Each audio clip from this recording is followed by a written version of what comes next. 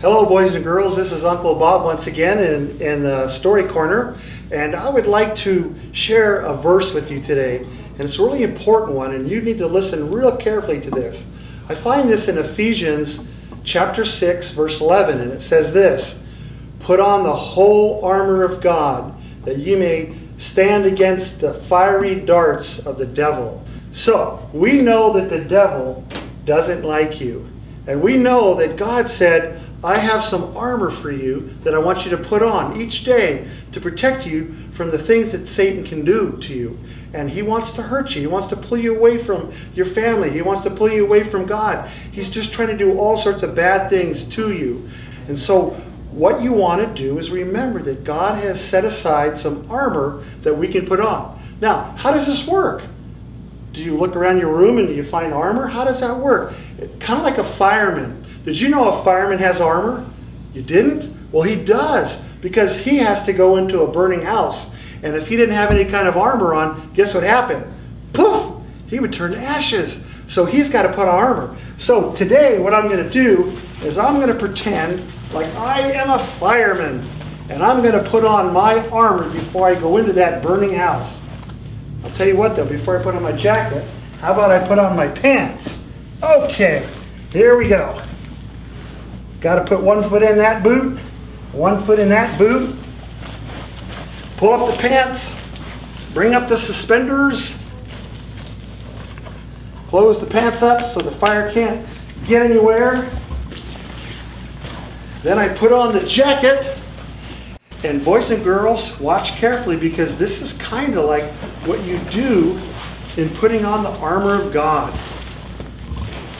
Now what we'll do is we'll close this up. All I have to do is find the zipper. There it is. And there's that part. Let's see if I can get it all together here. And now I'm putting on my armor, because I don't want that fire to burn me, right? Okay, there we go. Now, what else do I need here? I've got my pants and my boots on for protection. Got my jacket on. I see something I need. How about a helmet, in case something drops on my head? There we go. Oh, yeah. Now, think I'm ready? Oh, no. What if I touch a hot doorknob in the house that's on fire? I better get some gloves on. There we go, there's one glove. Aha, there's the next glove. Now, do you think I'm ready to go in a burning house? Yes, sir, I am. I can go in there now, put my shield down, protect my eyes, and walk in that house, and I'm protected because I've got fireman armor on. And I can't get hurt from that fire, because this is fire-resistant material, and it'll save your life. Now, what does that have to do with putting on armor of God?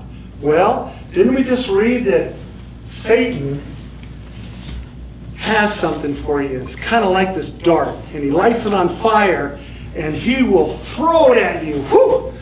Every day, all the time, he will try to hurt you, and he'll try to pull you away from Jesus, and that is a bad thing. So, how do you put on the armor of God? In the morning, here's what you do. You get out of bed, and you kneel down next to your bed, and you say to Jesus, Jesus, will you come with me today? Will you help me do the right thing? Will you help me be the person you want me to be? And then maybe will you just do some stuff for me that I can become better, just like you? And that's putting on the armor of God. You don't have to put on a helmet like this fireman, or a jacket like a fireman just to go into a burning house. But when you talk to him each morning and ask him to go with you every single minute of the day, guess what? You've just put on God's armor. And when Satan comes with that fiery dart and he tries to hurt you, boom, it just bounces off. Because who's protecting you? No, not a fireman helmet or a fireman jacket. It's Jesus who's protecting you. So remember that, boys and girls.